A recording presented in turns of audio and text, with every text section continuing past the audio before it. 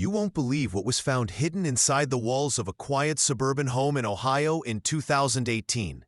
It was a discovery that would unravel a chilling secret, one that had been lurking beneath the surface for years, completely unseen. A secret so profound, it would forever alter the life of the woman who uncovered it. Today, I'm going to tell you the unsettling truth behind it. But before we dive into this unsettling tale, if you're a fan of the strange, dark, and mysterious delivered in story format, then you've absolutely come to the right place.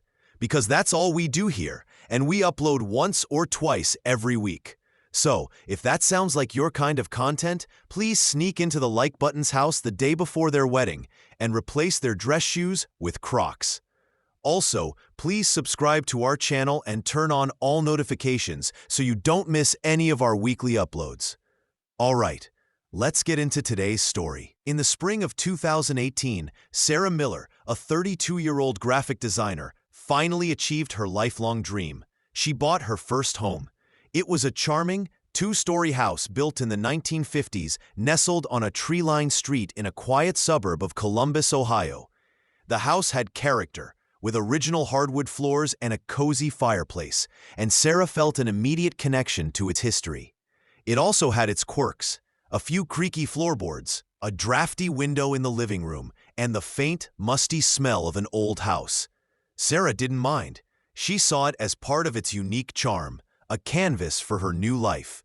She spent weeks painting walls, arranging furniture, and making the place her own, pouring her heart into every detail. Every evening she'd sit on her new porch, sipping tea, feeling a deep sense of peace and accomplishment. This was her sanctuary, her very own slice of quiet contentment. For the first few weeks, everything was perfect. Sarah settled into a comfortable routine, enjoying the quiet solitude of her new space, relishing the feeling of independence. But then, subtle things started to happen. At first, she dismissed them as forgetfulness or the natural settling of an old house. She'd swear she left her keys on the kitchen counter, only to find them on the coffee table. A cabinet door she was certain she'd closed would be slightly ajar. One morning, she found a half-eaten bag of chips in the pantry that she didn't remember opening. She laughed it off, blaming her busy schedule, her mind playing tricks on her. She rationalized each incident, convincing herself it was nothing more than her imagination or the quirks of an older property. But the incidents began to increase in frequency and become more specific, making her rationalizations harder to maintain. She started noticing that the thermostat would sometimes be adjusted, even though she lived alone. Food items from her fridge, like a carton of milk or a leftover container, would mysteriously diminish faster than she consumed them. It wasn't just a single incident, but a pattern emerging, a creeping sense of unease. One night, she woke up to the distinct sound of a floorboard creaking directly above her bedroom in the attic. She froze, listening intently, her heart pounding, but the sound didn't repeat. She told herself it was just the house settling, or maybe a squirrel in the attic. She even called an exterminator, who thoroughly inspected the attic and walls, but found no signs of rodents or any other pests. "Just an old house, ma'am," he'd said with a shrug, his words doing little to quell her growing anxiety.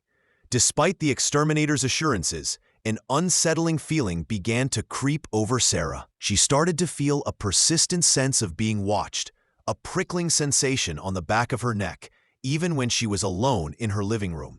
The feeling was pervasive, a constant shadow in her periphery. She installed a small security camera in her living room, pointed at the main entrance, hoping to catch whatever was causing the disturbances, to prove to herself that she wasn't imagining things. But the camera footage always showed nothing out of the ordinary, just an empty house when she was out and her own movements when she was home. Yet the strange occurrences continued. A light would be left on in the kitchen after she'd gone to bed.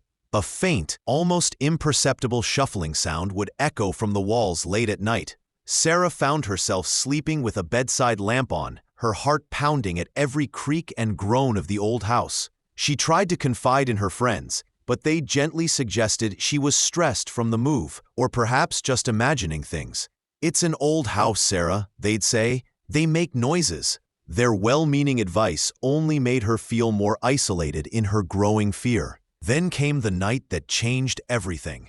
It was a cold Tuesday in late October. Sarah was curled up on her sofa, reading, the quiet hum of the house a familiar comfort, when she heard it.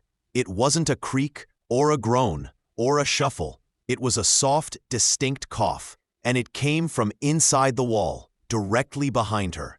Sarah's blood ran cold. The air grew heavy, every nerve ending on high alert. She slowly turned her head, staring at the wall, her breath hitched in her throat. She waited, listening, her ears straining in the profound silence that followed. Nothing. Had she imagined it? Her mind raced, trying desperately to find a rational explanation. A neighbor? No. The sound was too close, too muffled, too clearly from within her home. The chilling realization dawned on her. This was no settling house, no squirrel, no figment of her imagination. Terror gave way to a chilling determination. Sarah spent the next day systematically tapping on every wall in her house, listening for any hollow spots or unusual sounds. She started in the living room, then the kitchen, then the bedrooms. Nothing. Frustration began to set in, but she pressed on, driven by a desperate need for answers. Finally, she made her way to a small, rarely used storage closet on the second floor, tucked away at the end of the hallway. It was a cramped space, mostly filled with old boxes from the previous owners. As she tapped on the back wall of the closet, she noticed a section that sounded distinctly different, a dull thud instead of a solid knock. She ran her hand over the painted surface, feeling a faint seam, almost imperceptible, where the drywall met. It was too perfect, too seamless to be a normal joint. With trembling hands, Sarah grabbed a utility knife from her toolbox and carefully traced the seam. To her horror, a small section of the wall, about 2 feet wide and 4 feet tall, began to give way. It wasn't drywall at all, but a cleverly disguised wooden panel, painted to match the wall. She pried it open, revealing a dark, narrow opening, barely wide enough for a person to squeeze through. A wave of stale, musty air wafted out, carrying with it the scent of dust and something else, something distinctly human. Heart pounding, Sarah grabbed her phone, turned on the flashlight, and peered into the darkness. What she saw made her gasp, a choked sound of pure terror escaping her lips. Crammed into the tiny, hidden space behind the wall was a makeshift living area. There was a sleeping bag rolled up in one corner, a few empty food wrappers, a small battery-operated lantern, and a plastic bottle filled with water. The sight was surreal, a grotesque parody of a home. And then she saw him. Curled up in the sleeping bag, fast asleep, was a man. He was thin, with unkempt hair and a scraggly beard. Sarah stumbled backward, dropping her phone, a scream catching in her throat, paralyzed by a primal fear. The sound of her phone hitting the floor jolted the man awake. His eyes, wide with fear and surprise, met hers. For a long, horrifying moment, they just stared at each other. The silence of the house amplifying the pounding of Sarah's heart. Then the man scrambled to sit up, his face a mixture of panic and resignation. Sarah didn't wait. She turned and ran, fumbling for her phone, dialing 911 as she sprinted out of the house and onto the street, screaming for help. The police arrived within minutes. The man, later identified as 47-year-old Arthur Jenkins, was apprehended without resistance. He was a distant relative of the house's previous owner, a reclusive elderly woman who had passed away a few months before Sarah bought the property. Arthur had been homeless for years and, knowing the old woman was unwell, had discovered a hidden crawl space accessible from the back of the house, which led directly into the walls of the second-floor closet. He had quietly moved in months before the old woman's death, living undetected, sneaking out only at night for food and to use public restrooms. He had become a ghost in her machine, a silent observer. When Sarah bought the house, he simply stayed, believing he could continue to live there unnoticed. He had learned her schedule, her habits, and would only emerge from his hidden lair when she was out or asleep, using the house's amenities and taking small amounts of food. The creaks, the missing items, the thermostat changes, it had all been him, a constant, unseen presence. Arthur was charged with trespassing and burglary. While he claimed he never intended to harm Sarah, the psychological impact on her was immense. Her sanctuary had been violated, her sense of safety shattered beyond repair. The very walls that once offered comfort now felt like a cage, a constant reminder of the unseen eyes that had watched her. She eventually sold the house, unable to shake the chilling feeling that someone had been watching her, living just inches away, completely unseen.